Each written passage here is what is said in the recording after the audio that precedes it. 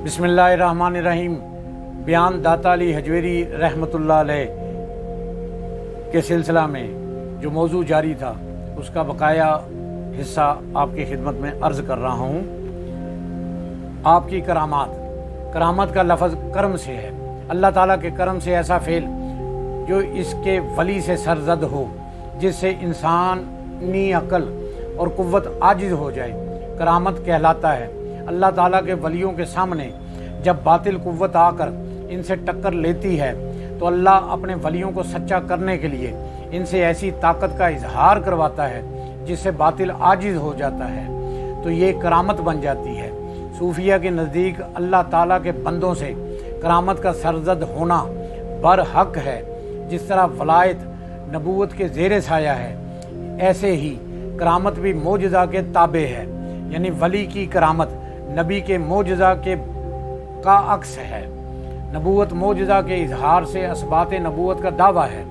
वली नबी के दावा की तस्दीक करने वाला होता है, यानी इसके ताबे होता है। मोजज़ा का ज़हूर पैगम्बर से और करामत का ज़हूर अल्लाह के वली से होता है। साहिब मोजज़ा शरा में तसर्रुफ़ पैदा कर सकता है क्योंकि वो अल्लाह का नबी होता है, और साहिब करामत के लिए इत्बाए शरीयत ज़रूरी है क्योंकि वली की करामत शरा के बरक्स नहीं हो सकती, बल्कि ऐन शरीयत के मुताबिक हक साबित करने के लिए होती है। हज़रत सैयद अली हजवेरी रहमतुल्लाह अलैह औलिया कामलीन में से हैं।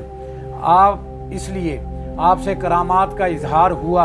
अल्लाह ताला ने आपको करामात के ज़हूर से मुकर्रम फरमाया। बेशुमार करामात आपसे सरजद हुई। चंद एक का तज़किरा पेश खिदमत है। महराब से काबा नज़र आने का वाक़या। अल्लाह के बेशतर औलिया जहाँ कहीं भी गए वहाँ सबसे पहले उन्होंने अल्लाह का घर यानी मस्जिद ही बनाई। इसलिए हज़रत मखदूम सैयद अली हजवेरी रहमतुल्लाह अलैह को जब लाहौर में आए तो मस्जिद की बुनियाद रखी ताकि जो लोग मुसलमान हुए हैं इन्हें अल्लाह की इबादत के तरीके सिखलाए जाएँ और नमाज की अमली तालीम से आरास्ता किया जाए। जब मस्जिद तामीर होकर मुकम्मल हो गई तो लोगों ने आकर देखा कि मस्जिद तो बन गई लेकिन महराब का रुख काबातुल्लाह की सिमत सीधा नहीं। आपने लोगों का ये इतराज़ सुन लिया। आपने लोगों को मदऊ किया और कहा, आओ आज सारे इस मस्जिद में नमाज अदा करें। आखिर नमाज का वक्त हुआ, अजान हुई। इसके बाद नमाज की जमात खड़ी हुई। आपने खुद इमामत फरमाई। उन्होंने नज़र उठाकर देखा। क्या देखते हैं?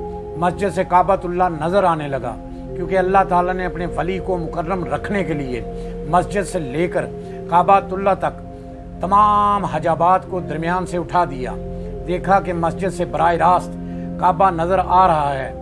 सब लोग इस बात पर हैरान हुए कि ये अल्लाह का कितना अजीम और बाकमाल वली है कि अल्लाह ताला ने खुद एतराज़ को किस शान से दूर फरमाया है। तमाम एतराज़ करने वाले बड़े नादम हुए और कि हमने हज़रत मखदूम अली हजवेरी दाता गंज बख्श रहमतुल्लाह अलैह की तामीर करदा मस्जिद पर एतराज़ क्यों किया। दिल ही दिल में बड़ी शर्मिंदगी के साथ आपसे मादरत की। आपने फरमाया कि अल्लाह हर चीज़ पर कादिर है।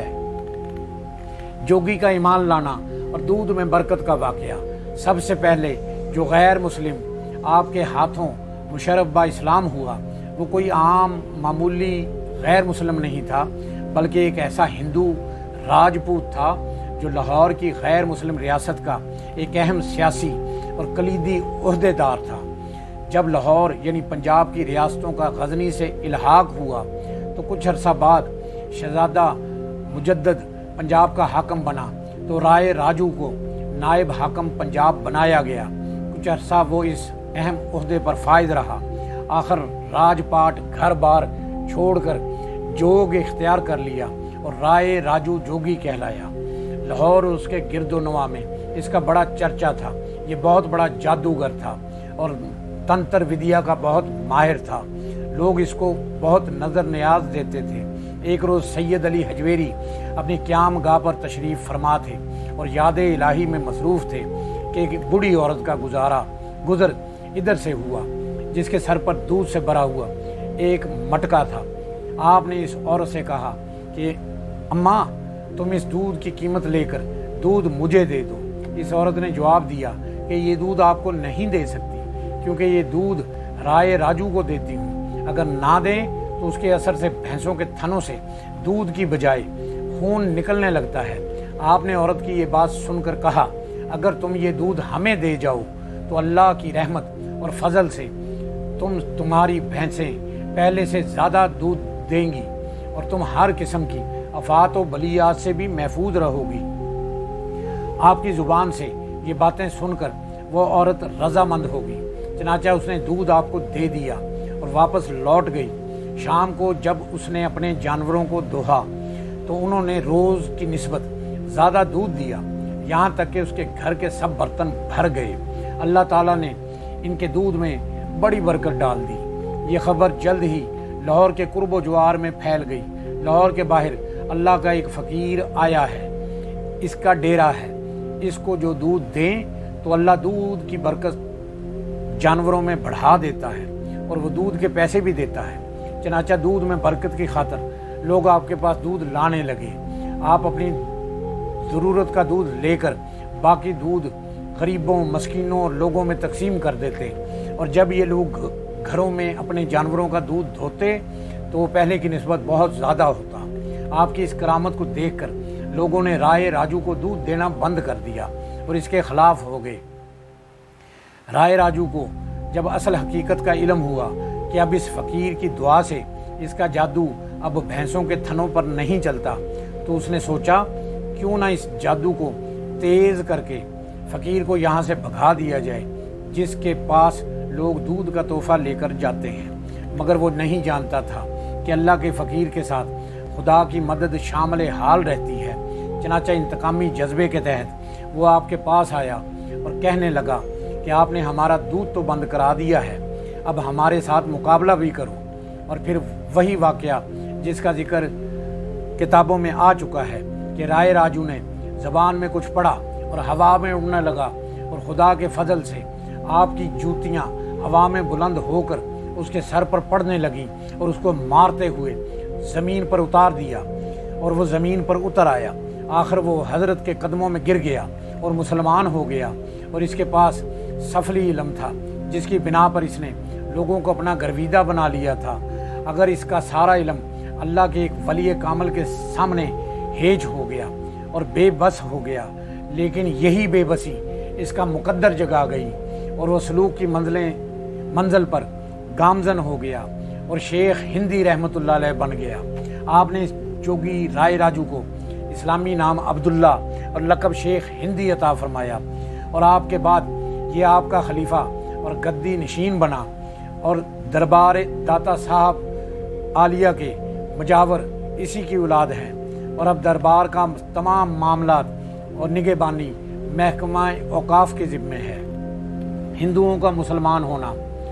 हज़रत मखदूम अली हजवेरी दाता गंज बख्श रहमतुल्लाह अलैह के सवाना हयात में लिखा है कि हज़रत सैयद अली हजवेरी रहमतुल्लाह अलैह एक मरतबा शहर में हिंदुओं के बड़े मंदिर में गए, जहाँ आजकल इलाका रंगमहल के करीब पानी वाला तालाब के नाम से मंसूब है। यहाँ इस दौर में रावी बंदर था जहाँ सूरज की और बुतों की पूजा की जाती थी, जहाँ कई हिंदू बुतों की पूजा में मसरूफ़ रहते थे। आपने मंदिर के करीब जाकर देखा कि एक हिंदू एक बुत के सामने खड़ा है और हाथों में गंदम की रोटी की बनी हुई घी में गुंदी हुई चूरी है। आपने बुत को मुखातिब करके कहा कि अल्लाह के हुक्म से चूरी तेरे सामने है, चूरी खाओ। तो वो बुत चूरी खाने लगा। हाथ बढ़ाकर उसने चूरी खानी शुरू कर दी। कुछ और हिंदू भी वहाँ मौजूद थे। इनमें हिंदू पुरोहित यानी पंडित भी था। हिंदू पुरोहित को बड़ा दुख हुआ कि हमसे ऐसे वाक़यात कभी नहीं हुए, इससे हमारी तौहीन हुई है। लिहाजा वो इस हिंदू से नाराज़ हो गया जिसके हाथ में चूरी थी। बहाना बनाकर पंडित ने कहा कि तुम्हारे इस तरह करने से देवता जी हमसे नाराज़ हो गए हैं, लिहाजा आज से तुम्हारा हमारा बाइकाट है और ख़बरदार तुम मंदिर में ना आना। कुछ रोज़ के बाद चूरी बनाने वाला शख्स हिंदू आप दाता अली हजवेरी रहमतुल्लाह अलैह की बारगाह में खिदमत में हाजिर हुआ और कहने लगा, हज़रत जी लोग इस रोज़ के वाक़े से इनकार कर रहे हैं, मेरी बात को कोई सच नहीं मानता। आपने फरमाया तुम अपने रिश्तेदारों, दीगर अहबाब, अहले इलाका, अहले महल्ला को इकट्ठा कर लो और अल्लाह की ताकत देख लो। जब सारे हाज़रीन जमा हो गए, जिनकी तादाद सैकड़ों में थी, आपने फिर बुत को हुक्म दिया कि चूरी खाओ, तो वो हाथ बढ़ा के फिर चूरी खाने लगा। हिंदू लोग ये वाक़या देखकर बड़े हैरत ज़दा हुए, तो आपने लोगों से मुखातब होते हुए कहा कि अल्लाह हर चीज़ पर कादिर है, अल्लाह हर काम करने की ताकत रखता है, लिहाजा तुम इन बेजान बुतों की पूजा से तौबा कर लो और अल्लाह के सच्चे दीन में आ जाओ। तो आपकी इस तवज्जो से बेशुमार लोग कलमा पढ़कर मुसलमान हो गए और आपके अकीदतमंदों में शामिल हो गए। दीन हक़ की सरबुलंदी। हज़रत अली हजवेरी दाता गंज बख्श रहमतुल्लाह अलैह लाहौर में जब दीन हक़ की तबलीग शुरू की तो लाहौर में हिंदू धर्म पूरे अरूज पर था। हिंदू पुरोहितों यानी पंडितों को अपना दीन पर बड़ा नाज था। वो कलमा हक़ सुनने को बिल्कुल तैयार न थे, मगर आप तो तौहीद और रिसालत की शम्मा रोशन करने ही के लिए लाहौर में आए हुए थे। तो आप गैर मुस्लिमों में जहाँ कहीं मौका पाते खुदाए वाहद पर ईमान लाने की दावत देते। अगर कोई आपके पास चल कर आता तो इसे भी तौहीद और रिसालत का दर्स सुनाते और शरीयत की तालीम देते, ईमान लाने की तरफ माइल करते और इसके साहिब ईमान होने की दुआ करते। अल्लाह के फजल करम से आहिस्ता आहिस्ता लोग आपकी दावत हक़ की तरफ माइल होना शुरू हो गए। कई लोग मुशर्रफ बा इस्लाम हो गए। गर्ज ये कि आपके अकीदतमंदों में दिन ब दिन इजाफा होने लगा और आपकी शोहरत पूरे लाहौर में फैल गई कि अल्लाह का एक वली लाहौर शहर में रहता है जो दीन इस्लाम की तबलीग करता है। अगर आपकी तबलीगी सरगर्मियों की इतला के हाकम को भी हो गई। जब इसे आपकी दावत व तौहीद और रिसालत का इल्म हुआ तो वो बहुत आग बगोला हुआ और इंतकामी आग में भड़क उठा। उसने अपने सिपाहियों को बुलाया और कहा कि तुम्हें मालूम नहीं कि तुम्हारे शहर में एक मुसलमान आकर अपने दीन का प्रचार कर रहा है। तुम सोए हुए हो, फौरी तौर पर इस मुसलमान के तबलीगी सिलसिला को ख़त्म किया जाए और इस फ़कीर को शहर से बाहर निकाल दिया जाए। रात हुई तो हुकूमती सिपाहियों को एक का एक दस्ता हज़रत अली हजवेरी दाता गंज बख्श रहमतुल्लाह अलैह की क़यामगाह पर आ गया। उन्होंने सूरत हाल का जायज़ा लिया तो मालूम हुआ कि अल्लाह का एक दोस्त झोंपड़े के अंदर अल्लाह की याद में बैठा हुआ है, ज़िक्र इलाही जारी है। उन्होंने कहा कि हमें लाहौर के हाकिम ने भेजा है कि आपको यहाँ से बाहर निकाल दे, क्योंकि आपकी तबलीग से हिंदू धर्म को बहुत नुकसान हो रहा है। हम ये बर्दाश्त नहीं कर सकते कि हमारा मज़हब ख़त्म हो जाए और दीन इस्लाम छा जाए। उन्होंने आपको बड़ा ज़दोकोब किया, इतना मारा कि आपको मुर्दा समझकर छोड़ गए। ज़ख्मों की वजह से आपकी आंखें नज़र ना आती थी, मगर फिर भी आपने दीन मतीन की तबलीग जारी रखी और अपना मकसद हयात की तरफ सफ़र जारी रखा। भट्टी कौम के कबूल इस्लाम का वाक़या। इस दौर में भाटी के इलाके में बेशतर आबादी हिंदुओं की थी जो भट्टी कहलाते थे और भाटी की वजह से ये इनकी तस्मियाँ भी यही थी। मुसलमान अकीदतमंद जो दाता साहब की ज़ियारत और रिश्तो हदायत के लिए आते थे, इनका अक्सर गुज़र भाटी से ही होता था।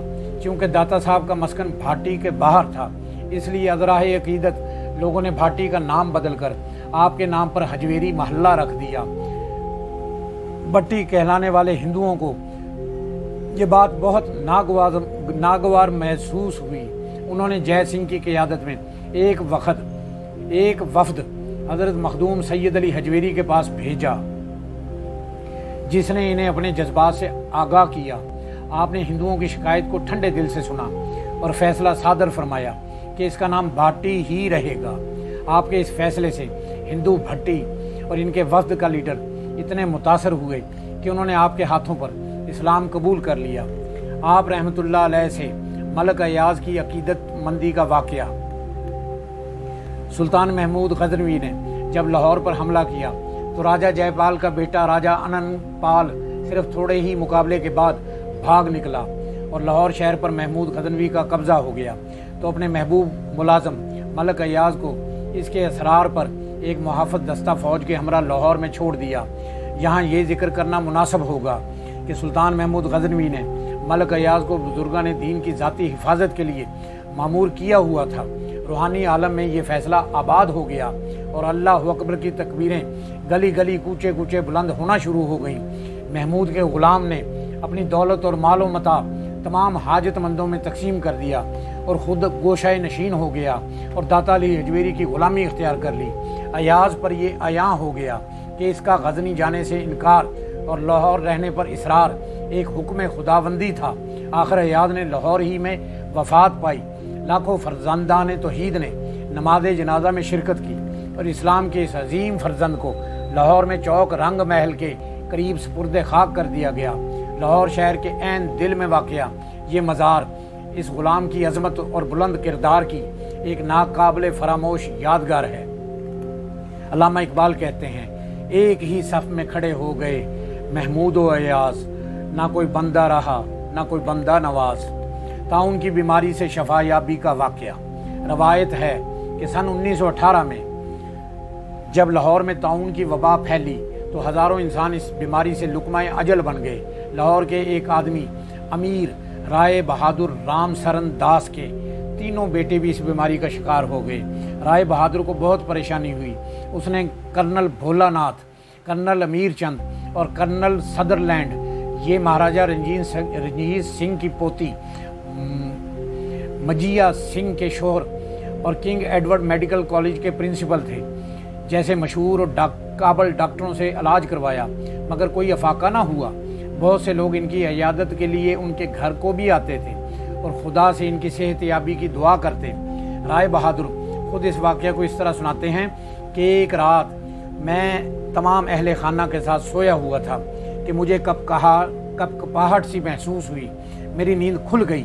क्या देखता हूँ कि एक सफ़ेद रीश बुजुर्ग सफ़ेद लिबास पहने हुए, एक हाथ में असा लिए हुए और दूसरे में तस्बीह लिए हुए मेरे फर्जंद गोपाल दास की चारपाई के पास खड़े कुछ पढ़ रहे हैं। इस अजनबी को देखकर मैं परेशान हो गया और पूछा कि आपको कौन है, मगर उन्होंने कुछ जवाब ना दिया, बराबर पढ़ते रहे। फिर वो बुजुर्ग मेरे दूसरे फर्जंद रूपराम की चारपाई के पीछे पास गए और वहाँ भी दुआ मांगी। फिर तीसरे बेटे की चारपाई के करीब जाकर भी दुआ की। इसके बाद वो बुजुर्ग मुझसे फरमाने लगे, मैं तुम्हारा हमसाया गंज बख्श हूँ, मुझसे तुम्हारी परेशानी देखी ना गई, इसलिए मैं दुआ के लिए फ़ौरन आ गया हूँ। अब घबराने की ज़रूरत नहीं, अल्लाह करीम इनको शफा अता फरमाएगा। इस वाक़े के बाद जब बीमारों को मुकम्मल शफा और सेहतयाबी हो गई तो राय बहादुर ने हज़रत दाता साहब के दरबार को हदियतन शुक्रिया के तौर पर रोशनी का मुकम्मल काम अपने खर्च पर करवाया। जब सारा काम मुकम्मल हो गया तो खुद दरबार जाकर नज़र पेश की और बिजली की रोशनी का इफ्तिताह किया। इखलाक व आदात। हज़रत दाता अली हजवेरी की शख्सियत, इखलाक, अंदाज़ गुफ्तगू, अफ़ुव व दरगुज़र, सखावत व फ़याज़ी, खुददारी, इसार व कुर्बानी, आजिज़ी व इनकसारी, लबास, खुराक, वाज़ व तबलीग। गर्ज़ ये कि आपकी सारी ज़िंदगी, सारी अदाएँ नबी करीम सल्लल्लाहु अलैहि वसल्लम के उसवा हुस्ना का तवाफ़ करते, उस पर अमल पैरा होने का मुकम्मल नमूना थी। शादी, आपने 2 शादियाँ की। पहली बीवी से एक बेटा पैदा हुआ जिसका नाम आपने हसन रखा, जो आपकी कुनियत भी है, यानी अबुल हसन। मगर वो बेटा छोटी उम्र में ही चल बसा। कुछ देर बाद आपकी पहली बीवी हसन की वालदा वफ़ात पा गई। आपने कुछ अरसा बाद फिर दोबारा दूसरी शादी की, मगर 1 साल बाद वो दूसरी बीवी भी वफ़ात पा गई। फिर आपने शादी नहीं की। हज़रत अली हजवेरी दातागंज बख्श रहमतुल्लाह अलैह की तसनीफ़ात, कशफुल महजूब, कशफुल असरार, मिनहाजुद्दीन, दीवान अली हजवेरी, अर्रायतुल हकूकुल्लाह, किताबुल फना व बका, असरारुल खरकुल मोइनात, नहवुल कुलूब, किताबुल बयान इल अलील अयान, शरह कलाम मंसूर, दीवान शेर। लेकिन दौरे हाज़र में कशफुल महजूब के अलावा इन तसनीफ़ में से कोई भी तसनीफ़ महफूज नहीं है। हज़रत दाता गंज बख्श रहमतुल्लाह अलैह का विसाल फरमाने खुदाबंदी है कि हर नफ्स ने मौत का मज़ा चखना है, क्योंकि दस्तूर इलाही नहीं बदलता। हर नबी और वली को इस दार फ़ानी से कूच करना पड़ा। एक मकूला है कि मौत वो पल है जो हबीब को हबीब से मिला देता है। इसकी बदौलत अल्लाह ताला के बंदों को इसकी बारगाह में हाजिर होने का मौका मिलता है, जबकि कुफार के लिए मौत जहन्नम में जाने का सबब बनती है। और रसूल करीम सल्लल्लाहु अलैहि वसल्लम का इरशाद गिरामी है कि मौत मोमिन के लिए तोहफा होती है। आखिरकार अल्लाह के इस वली कामल पर भी वो वक्त आ गया जबकि रूह इस जिसद खाकी से बेनियाज होकर बारगाह रब्बुल इज़्ज़त में नियाजमंद हो गई। जब आपका आखिरी वक्त आया तो आप बीमार हुए और चंद रोज़ बीमार रहने के बाद आपका अपने हुजरा में विसाल हो गया। आपके विसाल के मौका पर शेख अहमद हिंदी और कुछ दूसरे अकीदतमंद आपकी खिदमत में हाजिर थे। आपके अकीदतमंदों ने आपकी तजहीज़ व तकफीन की और इस रोज़ इस धरती को आपके जिसद मुबारक को अपनी आगोश में लेने का शरफ हासिल हुआ। हज़रत अली हजवेरी रहमतुल्लाह अलैह ने 65 साल उम्र पाकर 465 हिजरी में इस दार फ़ानी से पर्दा फरमाया। आपकी तारीख़ विसाल 9 मुहर्रमुल हराम बयान की जाती है। मज़ार अक़दस हज़रत मखदूम दाता अली हजवेरी गंज बख्श रहमतुल्लाह अलैह ने अपनी ज़िंदगी के 34 साल लाहौर शहर में मखलूक खुदा की खिदमत और दीन इस्लाम की खिदमत में गुजारे और इसी शहर में चंद रोज़ अलालत के बाद इस जहान फ़ानी को खैरबाद कहा और अपने हुजरा में जहाँ इनका क़याम था इंतकाल फरमाया। और आपके खलीफा हज़रत शेख हिंदी रहमतुल्लाह अलैह ने आपकी नमाज जनाजा पढ़ाई और आपको इसी मुकाम पर जहाँ आपने वफ़ात पाई थी दफन कर दिया गया, जहाँ आज भी आपका मज़ार अक़दस मरजाए खलाइक हर खास व आम है।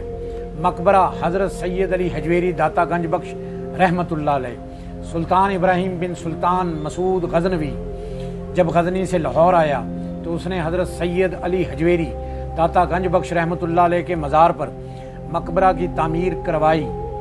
जब लाहौर पहुंचा तो आपके मज़ार पर हाज़री दी और मकबरे की तामीर का हुक्म दिया। रूहानी मंजर पीर हजवेर रहमतुल्लाह अलैह के आस्थान पर बैठा हुआ था कि मैंने हज़रत से कहा कि सरकार, वली तो और भी हैं जो इस खित्ता पाक में आसूदा खाक हैं, लेकिन जो शान रूहानियत का मंजर आपके दरबार पर पाता हूँ वो कहीं और नज़र नहीं आता।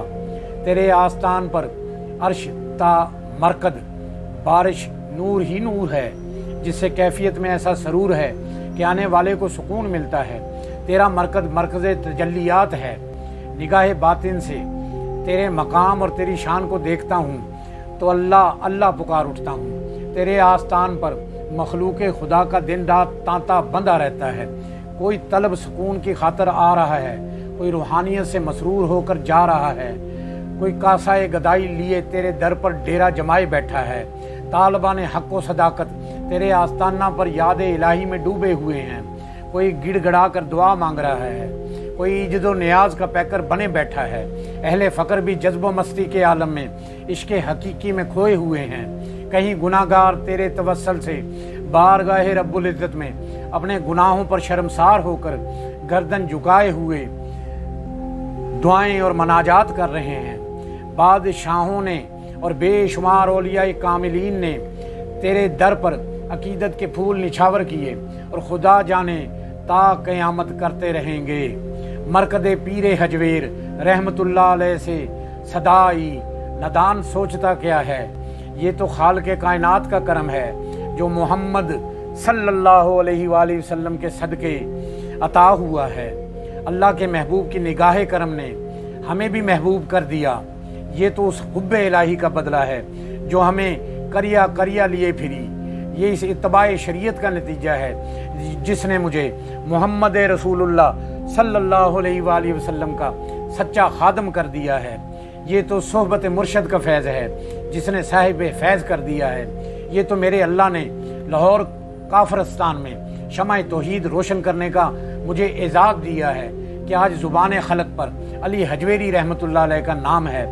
अगर तू भी खुदा से कुछ चाहता है तो इश्क़े हज़रत मोहम्मद मुस्तफ़ा सल्लल्लाहु अलैहि वसल्लम में डूब जा, इत्तबाए शरीयत में नाम पैदा कर और याद इलाही में खो जा। मज़ार पर औलिया और बादशाहों की हाज़रियाँ। ख्वाजा मोइनुद्दीन चिश्ती अजमेरी रहमतुल्लाह अलैह, हज़रत बाबा फरीदुद्दीन गंज शक्कर रहमतुल्लाह अलैह, हज़रत शाह हुसैन अल मारूफ, हज़रत मादोलाल हुसैन, हज़रत बहलोल दरियाई कादरी रहमतुल्लाह अलैह, हज़रत मुजद्दद अल फैसानी रहमतुल्लाह अलैह, शहज़ादा दारुशुक़वा ज़हीरुद्दौला इब्राहिम गज़नवी और बेशुमार औलिया इकराम ने आपके दरबार पर हाज़रियाँ दी और बेशुमार आपके करम की बारिशें लूटी। अक़वाले ज़र्री हज़रत सैयद अली हजवेरी दाता गंज बख्श रहमतुल्लाह अलैह की ज़ुबान का एक एक लफ्ज़ गोहरे नयाब, जिसकी चमक आबोताब कायम है। आप फरमाते हैं जो वली की मार्फत के ना होने के कायल हैं उनका कौल मोतबर नहीं। रूह एक लतीफ़ शय है जो खुदाए बुजुर्गो बरतर के हुक्म से आमदो रफ्त रखती है। जो लोग खुदा की रहमत से नाउम्मीद हुए उन्होंने कुफ्र इख्तियार किया और वहदत से इनकार किया। बेशक नाउम्मीदी शिरक की दलील है। खुदावंद ताला शिकस्ता दिलों में पाया जाता है। वली मखसूस है करामतों से और नबी मोजज़ों से। इल्म से बेपरवाही करना महज कुफ्र है। तुझे लाजिम है कि अपने माँ बाप को अपना किबला व काबा समझे। लोगों ने हिर्स का नाम शरीयत और तकब्बुर का नाम इज्जत रख लिया है। गाफल उलमा वो हैं जिन्होंने दुनिया को अपने दिल का किबला बना लिया है। पेट भरकर खाना जानवरों का काम है और ये कोई खूबी नहीं है। बेइल्म बादशाह, बेअमल आलम और बेतवक्कल फ़कीर शैतान की नज़दीकी का बायस हैं। उस्ताद का हक ज़ाया न कर, हराम के लुकमा से परहेज़ कर, भेद को ना खोल और नमाज ना भूल। अगर किसी की एक खजूर की गुठली भी तुझ पर निकलती है तो उससे सबक दोषी हासिल कर। सच जानो कि तुम नापाक मट्टी का सिर्फ एक कतरा हो, फिर इस तकब्बर और नहवत से क्या हासिल। ए दाना, हमा हमी के ख्याल को अपने दिल से निकाल और मर्द मुसाफिर हो जा। यतीमों के सर पर हाथ रखना चाहिए क्योंकि ये एक बेहतरीन फ़र्ज़ है। थोड़ी गज़ा खाने से उम्र ज़्यादा तवील होती है। परवाना शम्मा पर ही जान देता है, बस अगर परवाना की तरह ये जान भी उसके गम में जल मरे तो बड़ी बात है। अली को पहले शुक्र का ख़जाना बख्श, फिर फ़क्र की दौलत अता फरमा। पहले इसे कदूरत से पाक फरमा और फिर अपना भेद मरहमत फरमा। पहले सब्र की लज्जत अनायत कर और फिर रंजो बीमारी भी बख्श। मुब्तदी को चाहिए कि राग और समा से परहेज़ करे क्योंकि ये रास्ता इसके लिए बहुत मुश्किल और कठिन है। जवानों को चाहिए कि वो बूढ़ों का एहतराम करें क्योंकि वो इनसे ज़्यादा मुत्तकी, आबद और तजर्बाकार होते हैं। और बूढ़ों को चाहिए कि जवानों की खातर करें क्योंकि इनके गुनाह कम होते हैं। आरिफ आलिम भी होता है मगर ज़रूरी नहीं कि आलम आरफ भी हो। तोहफ़ा वहदिया खैरात वगैरह के तौर पर जो भी चीज़ बेतलब खुद ब खुद सामने हाज़िर हो जाए इसे रद्द ना कर, कबूल कर ले। फ़कीर को चाहिए कि मुर्शिद की हजूरी में रहे, यानी मुर्शिद को अपने पास ही समझे। दरियाए मार्फत का गोताखोर हो, ना कि किनारा पर रहने वाला बन। मखलूक का मखलूक से मांगना ऐसा ही है जैसा कि एक कैदी दूसरे कैदी से मदद मांगे। बस मखलूक से सवाल ना कर, सिर्फ अल्लाह पाक से मांग जो सारी मखलूक का खालिक व मालिक है। मोहब्बत हाल है और हाल कभी काल नहीं होता, यानी अगर मोहब्बत ज़बरदस्ती पैदा करना चाहो तो नहीं कर सकते क्योंकि ये अताए इलाही है। यहाँ ज़ोर ज़ोर का काम नहीं। जो लोग हजूर सल्लल्लाहु अलैहि वसल्लम की शरीयत और हदीस के ताबे हैं उन्होंने नफ्स की ताबेदारी छोड़ दी और उनके वजूद की बरकत से आसमान से बारिश होती है और ज़मीन से नबातात होती हैं। हज़रत गंज बख्श रहमतुल्लाह अलैह की मस्जिद में फजर की नमाज और दुआ के बाद जो अशार पढ़े जाते हैं पेशे खिदमत हैं। गंज बख्श फैज़ आलम मजहर नूर खुदा ना किसारा पीर कामिल कामिलारा रहनुमा। गंज बख्शी आपकी आफाक में मशहूर है, दिल दही खस्ता दिलों की आपका दस्तूर है। नरगाए आदा में ये कल्ब हजी महसूर है, अल मदद या गंज बख्श मुंतज़िर महजूर है। गंज अरफान इलाही नीज़ गंजे आफियत, कुन अता या रब बाई मस्की बना में गंज बख्श। या अली मखदूम हजवेरी बराए ज़ाते खवीश, गैर का होने न दो हमको खुदाया गंज बख्श। गंज बख्शी आपकी मशहूर हम पर कर करम करवा करम, दोनों जहां में रख शर्म। मौलाना रूम फरमाते हैं, यक ज़माना बसोबत औलिया बेहतर अज सद साला अबादत बेरिया। अल्लाह पाक आपकी कब्र पर करोड़ों रहमतें नाज़िल फरमाए। अल्लाह पाक हमें औलिया अल्लाह का अदब नसीब करे और उनकी तालीम पर अमल करने की तौफीक अता फरमाए। अल्लाह से दुआ है कि वो हमें शरीयत सीखने की, इस पर अमल करने की, राह हक पर चलने की, हक बात कहने की, सुनने की और इस पर अमल करने की तौफीक अता फरमाए। हम सब की जान आका करीम सल्लल्लाहु अलैहि वसल्लम का फरमान आली शान है, जो शख्स मेरी उम्मत में नेकी फैलाए और अच्छी बात पहुँचाए, अल्लाह इससे प्यार करता है और जन्नत इसका मुकद्दर है। जिस किसी ने भी दुआ के वास्ते या रब कहा, कर दे पूरी आरजू हर बेकसो मजबूर की। या इलाही बहक के मोहम्मद रसूल, दुआ मुझ गुनाहगार की कर कबूल। आमीन बिजाह नबीउल करीमुल अमीन। वाखिरु दावाहुम अनिल हम्दुलिल्लाहि रब्बिल आलमीन।